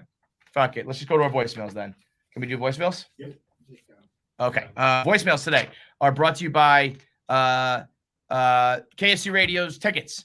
Go to any of our social media. You can buy tickets to our Chicago show. I'd be willing to bet that's probably sold out now. I haven't heard from my agent, but he last told us it was like 150, and that was like a few weeks ago. But if not, we are coming to Chicago. We'll be there for the week, just kind of like what we did with Nashville. So the Saturday show will be like a culmination of all of our week in Chicago.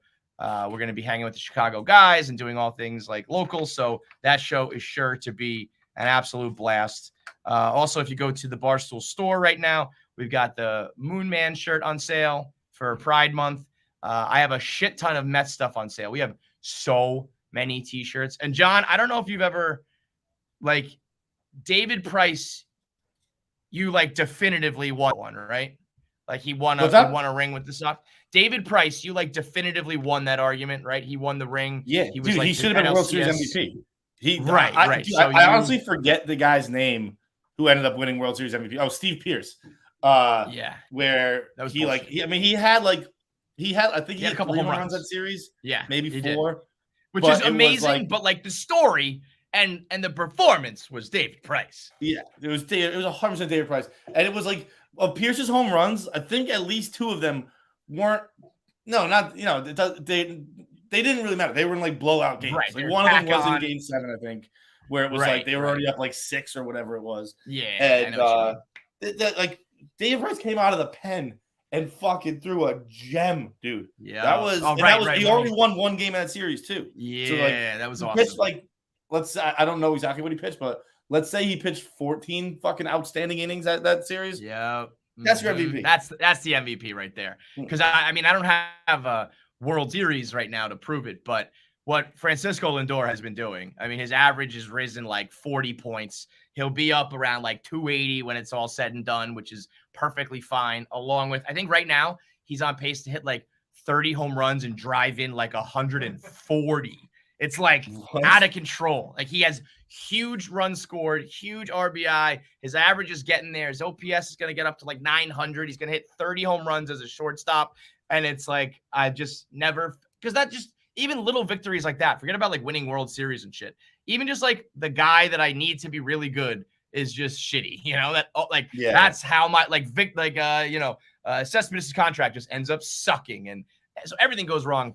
And now I'm just like, nope, I finally hitched my wagon to the right guy and it feels good. So you can get Francisco Lindor's good shirts. All of the Mets stuff is there. We have a ton of awesome Mets shit. You guys have done a great job with the Mets this year. Yeah, we've really like took it in, and that's mostly credit to Pabs who made the new look on the podcast is all legit, and we're all churning out all these ideas for t-shirts and really the fans and all that. So go to store.barstoolsports.com. There's also other shit for Father's Day, Sad Boy Season, rocks glasses. I have Sleep When You're Tired as a play on Brianna's shirt, so get that all for your dad. Let's go to voicemails. Kevin, Fights. Producer Betty, boys, what's going on? You were talking the other day about the leave behind and things people do, you know, to come back in relationships, things like that. It reminded me of a story a friend told me that a guy she met at like a house party left his prescription glasses that he needed to see in her purse, like slipped them in so that he would have to, you know, get her number and meet up to get the glasses back. And it was just really came off as strange to me. I don't know if you guys ever heard of this. And I guess what was the most desperate thing you guys have done to get back with a girl or get her number or something that doesn't involve Legos, John? Thanks. Viva. Okay. That's a move, by the way. The reverse, like, I'm going to give this to you, so you're going to Wait, what was it exactly? Sorry, I just read a tweet that Kanye started a sports agency and already has signed Aaron Donald and Jaylen Brown. I mean, would it surprise you, man? That's crazy. I mean, those are two monsters. Yeah. Those are two like all-stars. Who was the first one? Like, I heard Jaylen Brown. Now. What's that? Who was the first guy? I only heard Jaylen Brown. Aaron Donald. Yeah, not too shabby. Not too fucking bad. But sorry, what was the voicemail? He slipped his prescription glasses into her purse. So when she went home, he was like, "Yo, have you seen my glasses by any chance?" And then, which is one of those weird things because it's like, I've, you know, if you grab my set of keys, like keys can look the same, or I picked up your phone because we have the same phone case. But like, if that girl does not wear glasses, like, there's no way the glasses should end up in her purse. So it's already like, what the fuck's going on? But hey, you know, you got them. So yeah, we got to meet up again. I respect that, going blind for pussy. Yeah, like, because he did have to not have his glasses. So it is a real thing. I'll give my sense of sight to see you one more time. Well, so that's the question. That's some romantic shit right there. That is the question. What's the most desperate thing you've done? Have you ever given up anything? Have you ever... I guess the question is more, what's the silliest, craziest thing you've done to get a number or get a date or get laid? But also, how much have you given up for a girl? I mean, yeah, I've given up like my self-identity and my happipness and all that shit. But have you ever, what's the most you've done? I mean, bro, I barely like sex, dude. Yeah, I don't know if I have these. Huh? I don't really have these things like. No, because what it is, and we talked about it last time, and we kind of made some jokes, but now that we're seeing it in practice, those jokes are pretty real. We're like, if a guy does these things, it gets pretty creepy pretty fast. We're like, all right, that's like you're plotting and conniving behind her. Like, this is this is weird, man. And then Yeah. I've definitely never done anything like this. I've made up stories and made up jobs and that kind of shit. But that's fun. That's like game, that's like, I don't know how much of that goes on anymore. I always talk about the difference between online and app dating versus when you go up to someone at a bar and you lie, but you're doing it in it's not a manipulative lying. It's kind of like we know you're lying and how much can you get away with and have fun with and all that shit. I was the vice president of an insurance company once to an older lady when I was like 18. Yes, it's kind of unheard. Yeah, that was the one you also wrote the note on the fridge, right? Yep. Yeah. Yep. The most desperate I ever was. I've never done any of these plots, but there was one girl. She was a rocket. She was a gorgeous blonde chick that I was with at the Johnny Utah's Barstool launch party. And she thought I was like the man because I was throwing. You talk about this girl a lot. She might have some the one that got away vibes. No. I don't like her, but she was hot. And she was what it was the next time we fucked, I couldn't get my dick hard. And that was it. Boom. Done.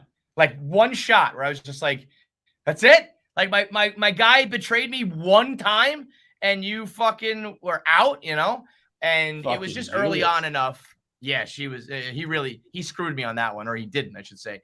But it was also the beginning of like parties and, basically like getting chicks and stuff. So she was like super hot. And I like texted her a couple times, like after she kind of blew me off here and there. And like, it was obvious, you know what I mean? And I think I just went like one or two texts more being like, I could meet you like near your office and then like nothing again. And then I think I finally was like, hey, I don't think I did anything like wrong here, but I like laid it out there trying to be like, but do you think we could still like hang out? And it was just like, oh, you went too, like, I tried. Then I went the extra mile because she was hot enough. And then I went like another text or two too far where it was like, oh, you are a pathetic bastard. Where it was one of those, like I pressed send and I was like, she's showing that to her friends right now, being like, look at this pathetic fucking loser. But I do think like, I do think she came back around at one point. I do remember her texting her like several years later when I think things started to go my way a little bit more. And I remember being like, yeah, you got fat. See you later. But that's the only, the most ridiculous thing I did once. It wasn't really desperate as much as it was just a psychotic move. Is there was a girl who I purely wanted just to hook up with. And she was trying to like, let's go on a date. Let's go out. And I was like, I just want to fuck this girl. And so I told her that I was at work when I wasn't. This was when I was at Deloitte still. And Deloitte and Barstool days. And we were like trying to schedule like a booty call basically. And I was like, well, I have a lunch break from work and I can come right now. And so I was in my apartment hanging out, blogging and shit. I put on my like business casual clothes, not a suit, but I put on a button down, got my like, my work pants on, got my work shoes on, went down to her apartment. We fucked. And then I was like, I gotta get back to work. It's only a lunch hour. And I went back to my apartment and just like hung out in sweatpants and shit. That's pretty good. I like that one. I was like, really, dude? Did you have to that badly? Couldn't have just jerked off? You're fucking weirdo. But I was like, 25 or whatever at the time. So whatever. That's a good one. One's. Yeah. The other ones, these other things you're talking about though, are like Mission Impossible type shit where it's like, I left the fucking, it's Operation Mincemeat type sort of shit where you got to convince people. I did. It was awesome. So good. Sick, right? So good. Yeah, like unbelievable. And the love story, like the real life love story that's intertwined with the guy and the girl, very, very cool. It's crazy that that's the dude who created James Bond is just sitting there. I know, and that is real. Like he really was involved in this. Yeah. That's Ian very Fleming. Cool. Are you watching Stranger Things? I have not started that yet. I gotta. We Own the City finished last night. I gotta finish that too. I gotta watch that too. Yeah. Yep. Jenkins is a fucking asshole. Wayne Jenkins is one of the all-time TV assholes. Dude, He is. He's real. Is his name Wayne Jenkins too, or Yeah. like based on it? Yeah. Oh, okay. No, well, then no, he's it's just real. one of the most biggest assholes in the fucking world. Period. Yeah, When he stole from the stripper and stuff, and they steal like the life savings of those people, it's like, come on, dude, Jesus Christ. It sucks when you have John Bernthal play him too, because you're still. I know. rooting for John Bernthal. I John know. Bernthal's man. Yeah, no, he was cool in the beginning of the first couple episodes, and I was like, no, wait, you're a fucking bad dude. Stranger Things is good. Every episode is nice and long. Like every episode's like an hour and 15. Now, what's weird is they're doing one of those part 1 and part 2 for the final season. Part 2 is only 2 episodes. It's only season 4, right? This is it, though. They're doing season 4, part 1, and then season 4, part 2.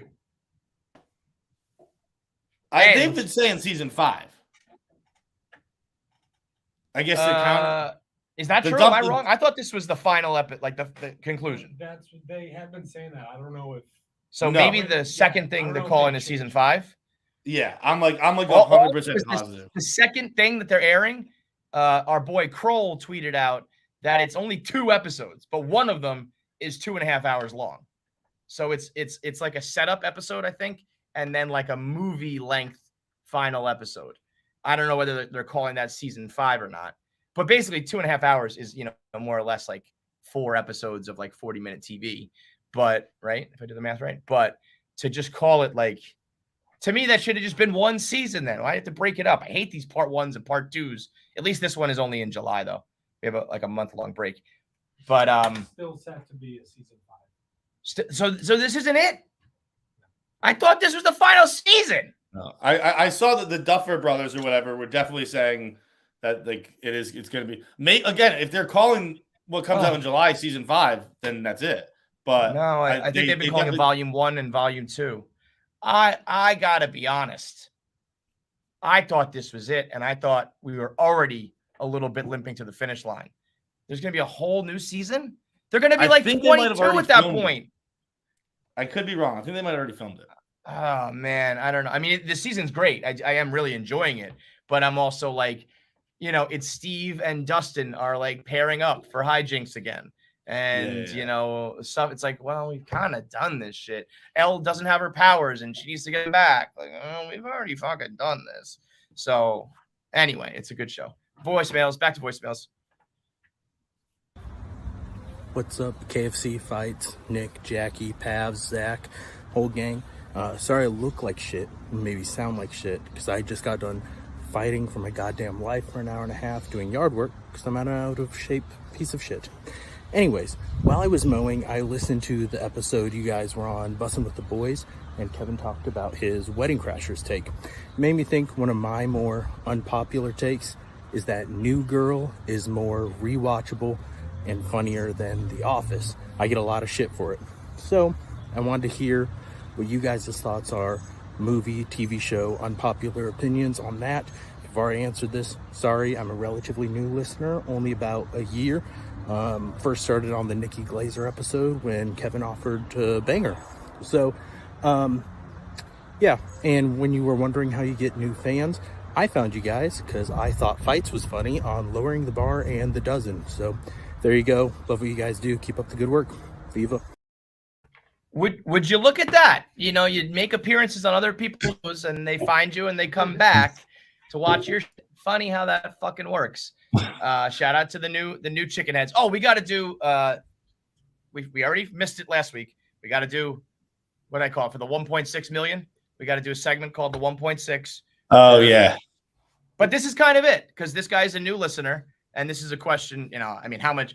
One of the TV shows or movies that I don't find good that people find popular. How much time you got, brother? So we'll do it. We found out last month that we got 1.6 million new viewers last month. That was just on YouTube too, right? That wasn't right. I think he was talking about just viewers. He just left, but I think it was just viewers. That 1.6 million people were tuning in for the first time. So a lot of these things that we've always argued and talked about, we have already covered. And like he said, he's like, sorry if I haven't, if you already talked about this, but if you're new to the show and you like us, you're like, I want to hear them talk about, movies and entertainment. We're going to do it. So, I think his take is actually not as. I disagree with his take, by the way. I've never loved something the way I do love New Girl. I love all the people. I love the parts that I've seen here and there, but on the whole, when I start to watch like full episodes, you know what? You know what it is? I hate to say this. No, I'm not even going to say it. I don't even want to fucking ruin our chances of anything. But there's one problem I have with it, and the kind of in the first season, maybe even the first season and a half. I feel like all sitcoms kind of find their way in season one. Yeah, like a lot of sitcoms aren't really great season one. They kind of, and that might be a problem. They basically go back to the drawing board with a few characters. Jess Day is a little too cartoonish in season one, which she's a little too like. That might be my problem. Is that it's a fluffy little bit too much. And now it doesn't bother me, but I do understand when people I have other people who in my life who have said that. And I'm like, I think that might it's like be everything. Where it's like just get through season one, or you can just skip to season two. To be honest, you get it. But isn't that so funny that you said that? It's just like everything. Skip season one. Like we are just constantly creating fucking shows and movies and stuff where it's like, well, a huge chunk of it sucks, but then you get good.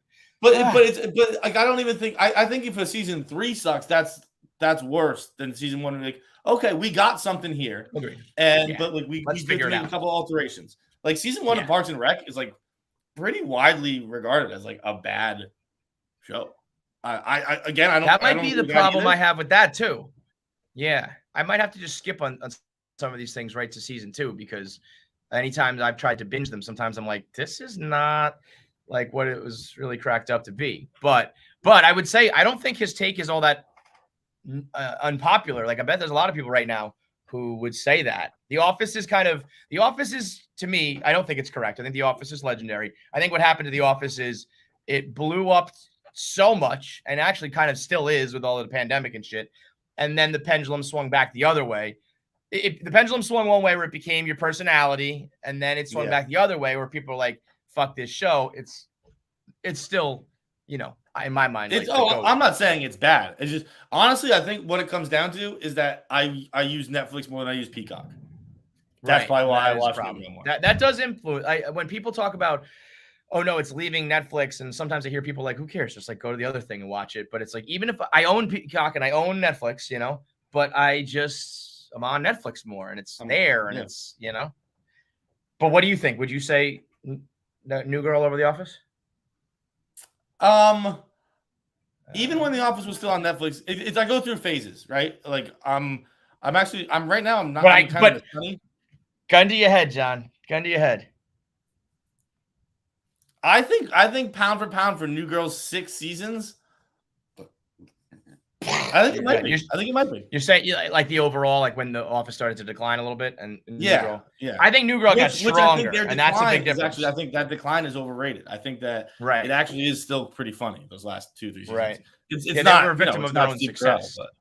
Right. What's that? They got too good, and they were a victim of their own success. They got so big, and it was so good that it's like, well, it wasn't as good as season 4. Well, no fucking kidding. Season 4 is 3 and 4 a masterpiece. To like all time. Yeah, are so good.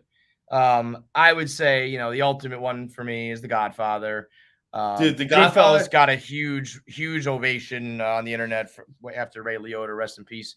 That I know it's fine, but people. Dude, The Godfather is still one of my favorite stories. When I was dating a girl from New Jersey, and went to dinner, met her parents for the first time, and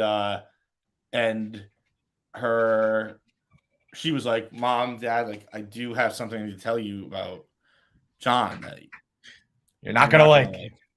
And her mom just slams down her fork and she just goes, he hasn't seen The Godfather. Like that was right away she knew. Like she was like, he hasn't seen The Godfather, has he? That's hilarious. And then like probably I knew that story. I don't think I think I knew that she like predicted it. It was literally the first thing out of her mouth. Like he hasn't seen The Godfather, has he? And then like it wasn't right away, but it was very quick. Like that might have been a Friday night, and on Saturday they were like, "Come out to the house. We're watching The Godfather this weekend." We're watching, and you liked it, right? You liked it, right? I would say, like, turns out it's a pretty fucking great movie. Yeah, I tried. And then they were like, they rolled right into Godfather 2. I fell asleep. I think Godfather 2 is the best one, right? 3 sucks. 2 is the best, and then 1's the OG. But like we were watching, And like, I mean, they're both like 3 hours. So like, I was 5.5 hours in, and I ended up falling asleep. But it was very good. I really liked it. But I feel like I'm at the point in my life, and I think it's because of crippling anxiety and overworking and shit. When I'm alone, I really struggle to like focus on shows and movies now. That's why I watch the Mets every night. Ordinarily, I'm just kind of on my phone. Unless the show really grips me, if I'm by myself, my mind wanders and I don't really pay attention. And then so if I tried to watch The Godfather alone, where I already have preconceived notions and shit, I was just sitting there kind of being like, oh, fuck this. I want to watch it with someone who likes it, who can either I can feed off their excitement and shit, or they can point out to me what is like, good. And like, I want to sit down with someone who likes Better Call Saul and be like, tell me when this shit interests you. Like, let me know. Is it this part? Is it this part? Is it this part? Because there are some shows where I'm like, I know for a fact, if we were to watch this together, you wouldn't be able to prove to me why this is entertaining or good. You would just be like, I don't know. I just like it because there's nothing objectively going on in this fucking show. That mid-season finale of Better Call Saul that just happened though, that was kind of fire. Yeah, I saw people saying like this thing that happened was like as good as anything that's ever happened on Breaking Bad. And I was like, well, good. Fucking finally. I'm happy for you guys. I think Twitter is, we always talk about the echo chamber and stuff like that. I think everyone on Twitter likes to pretend that they're smarter than everyone. Yeah. Everyone likes to think that they're a genius. And so they're like, I mean, I can't tell you how many times people have tweeted me like, you're just like, Better Call Saul is just too smart for you. Like, yes, no, I hate that. It's like, no, I'm a smart fucking person. I know how to watch TV. I've watched complicated shit. I've read and written about these things. Like I can watch it. And yeah, you get it. It's not like it's not some fucking metaphysical fucking exploration of like the leftovers or shit like that. Like it's a fucking scumbag lawyer and drug dealers. I get it. Yes. Okay? It's a very basic premise. And it's a spin-off about Breaking Bad from the creators of Breaking Bad. So maybe the moments like that, like you should have moments that live up to Breaking Bad. That shouldn't be few and far between. Otherwise, what are we fucking even making it for? But the reason I say all this is I'm talking about the echo chamber and all that. And everyone on Twitter loves Better Call Saul. But I saw 2 charts the other day that were the viewership of Breaking Bad as seasons progressed. And it was, fucking right. Yeah. And the viewership of Better Call Saul as seasons progressed. Yep. Yeah. And like that, so the proof is in the fucking pudding, man. Well, 50 people are watching it now, and that doesn't mean everything. That is the only measure of success or goodness, whatever the fuck word I'm looking for here. Maybe I am too dumb to like the show. But the show's got goodness, all right. But the vast majority of people who started it have not continued. Yeah, that to me is like the ultimate sign that it's like, I hate to be like, look at ratings, look at, I bet you if you look at mentions and, all the digital stuff, I bet you it's all fucking down. And that, again, I watched The Leftovers. I was one of 4 people who watched it. And I will tell you that was one of the most like complex and creative and interesting shows I've ever watched. But I also wouldn't tell you it's the greatest show of all time, because part of being the greatest show of all time is mass appeal that captivates fucking everybody. And this is a show that started on third base and still didn't get the job done. All right, last voicemail, and then we'll get into that's the meanest thing you can say about somebody. We'll do last voicemail, and then we have who today? Bustin' with the Boys, right? Bustin' with the Boys are on today's show. So the boys join us there's some outdated talk on there, but we already posted on the YouTube. But it's it's a great interview. So let's do our last voicemail. What's up, guys? First time, long time. Kevin, Johnny, what's up? Jackie, I love you. Call me whenever. That's besides the point. In the last few weeks, there's been a few relatable topics that I've had. First one, Johnny not being handy at all, not even knowing what Allen wrench is to buy. Second one, you guys talking about how shitty North Dakota is. That's where I live, sadly. And saying the best thing about it is the heads on the wall. Mount Rushmore, that is in South Dakota. That's So how you got shitty nothing. the state that I live in is. That the best thing you can think about it is it's not even there. But I'm just saying, I listen to your podcast right when it comes out every single day. But I love it. I love you guys. So my question is there anybody or anything that you have been so opposite of, but you love it so much you just have to stay in tune to? Like, whenever you hear something about it, you gotta, I follow the 1 Minute Man. Whenever you hear something about it, you're in tune and in for it. I just rambled on. I'm sorry about it, but that's the question. Thanks, bro. Probably fucking Feitelberg. I'm opposite of that fucking idiot, and I'm just in tune with him, and I got to hear what he says every day. What was the question? Is there anything that you're like opposite of or disagree with, but you're like so into it or captivated by it or whatever that you continue to watch it or listen to it? Right? That was like Better Call Saul. Yeah. Yeah. There you go. There you fucking go. I just talked but about that's like a hate watch. No, it's not a hate watch. You're just like, I gotta finish it. I'm pot committed. Like when Better Call Saul ends, if there was a season, you would be like, I'm out, right? No, like, I can't it's a spite. You're in. Spite. Yeah, no, I'm watching it. So it is like it's a spite watch. It's a hate watch. Okay, because like sometimes there are things that it's like I'll tune into to be like, what's this fucking? Actually, I don't even know if I do that anymore. Like what's this idiot saying? It's very different than like I don't agree with this person. I don't really like them, but man, there's something about like your show that I have to like. No, I don't do that. No, not shows. I have follows. I don't have many of them anymore. I used to have a lot more hate follows. Yeah. I have one currently. I don't know if I'm going to name him, but it's Jason McIntyre. Verified and Jason. Yeah. I think I hate that guy. I'm pretty sure he used to work for the Big Lead. Yeah. Yeah, I hate that guy. I think he hates me and like was like crying about me like way back in the day. And I was like, I think I remember being like, hey man, like you're in the same industry as me or something like that. And then I saw talking shit about me. I was like, oh, okay, fuck that guy. Dude, he tweeted that happened very recently. The reason it's on my mind is because he had like an all-time, I fucking hate this post. Where like it was must have been game 5, maybe.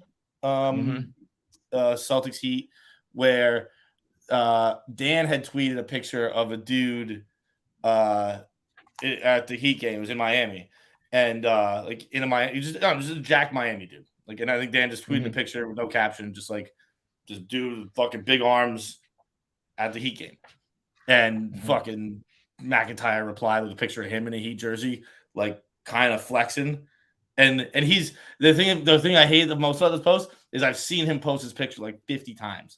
So it's his go-to when someone has a picture that I can tell that they think they look good, and like, you look fucking normal. Stop fucking posting 100 goddamn times. There's nothing spectacular about this fucking picture, and I've seen it so many goddamn fucking times. But yeah, it's Jason McIntyre. I was gonna say, so we've got a name, folks. We've got it. It's Jason McIntyre.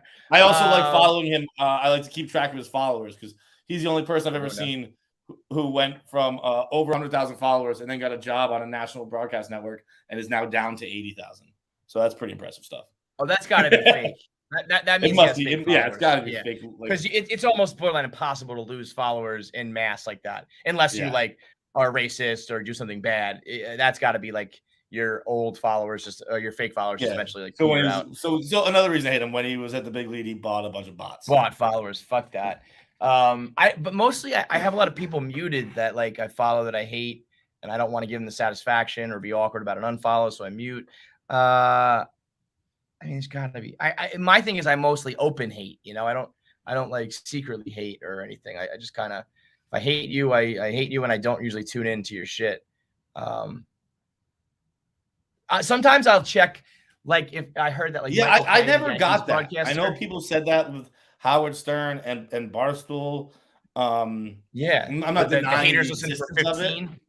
Yeah, right. That was like you who like you listen for 10, 8, 15. I never have practiced that. I get it. It's normal. It's a proven thing, it seems, but I've never been someone who did it. I mean, you just look at like I think Reddit is the worst place for it, but every social media, there's a group like dedicated to Barstool. They're such big fans. They like have an active username in this thing, and they fucking hate it. It's a paradox. It's like, and so I'm like, I just would never do that.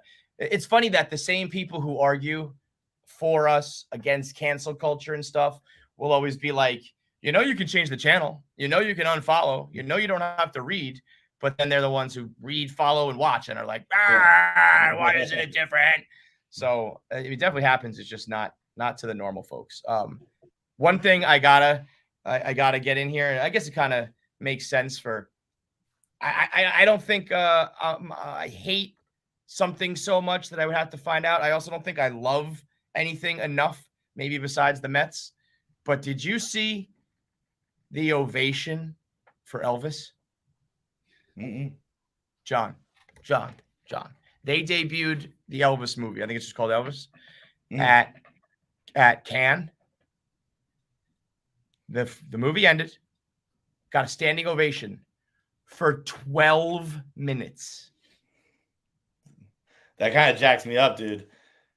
Because guess what, dude? I'm into that movie because Austin Butler's gonna fuck your mother. Austin Butler's gonna fuck. Yeah, guys. That guy is he's a force to be reckoned with. Where did he come from? Was he like a Disney kid or something like that? Or? Yes, yeah.